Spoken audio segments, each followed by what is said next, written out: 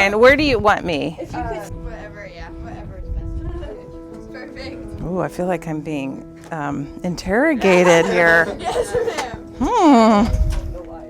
Do this. So, started as development officer, then became director of development, and then our president CEO, who had been there for a long time, decided he was going to retire. He retired in 2021, and I became president CEO then. Foster care, of course, is one of the things that Chambliss Center does, but we also do 24/7 childcare. And we're basically operating 24/7, 365 days a year, and we're allowing parents to work any hour of the day and night. We want to do what we can to support parents, and we know they need childcare in order to go to work. So we want to have it at any time they need it, but we also want to have it at a fee they can afford. So our fee is actually based on a sliding scale, based on the family's income. So not based on how much it costs us to care for the child, but based on what a family can afford to pay.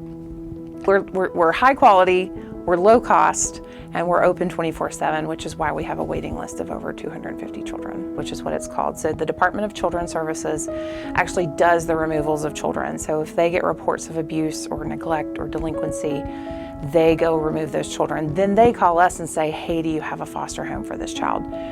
The foster care system is really difficult right now because a lot of children are not finding placement or not finding it quickly.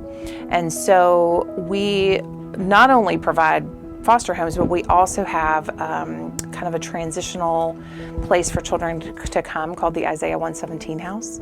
And that is a house where literally the day that DCS does a removal of children, they bring those children to the home on our campus.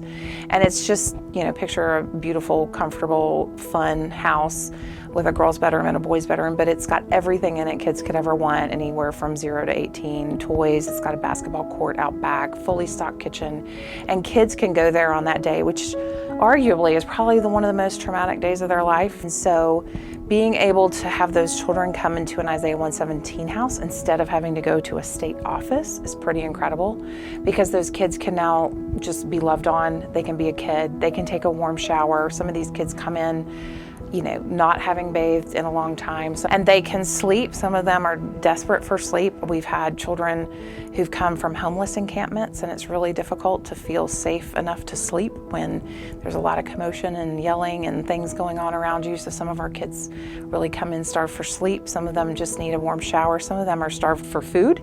In fact, I remember when we opened the Isaiah House in October of last year, we had a sibling group of 3. They were our first kids in the door the day after ribbon cutting. And there were 2, there's an older, a teenage sister, and a boy. The middle child was about 9, but he only weighed 70 pounds, and he had been starved. And they had a younger sister who was about 2. But the son, in this case, was the one who was targeted. The abuse was targeted to. The 2 daughters seemed to fare okay.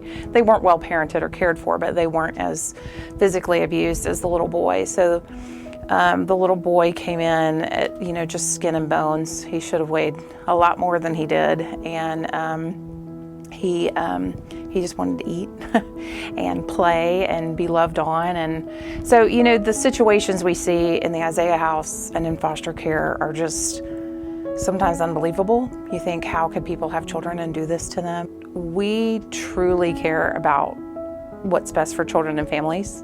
And we are there for reasons like I am, which is to do something that makes a difference in the lives of people. And our incredible staff really live out that mission every day of wanting to do what's best for children, what's best for families. We don't care if we get the credit. We don't care who gets the credit. We don't care how hard it is, how easy it is, what's going to cost more, what's going to cost less. We want kids to be well taken care of, and we want to support parents and families to do that. And so it's not always an easy job, but at the end of the day, we can go home and feel like we did something little, at least that day, to make the world a better place.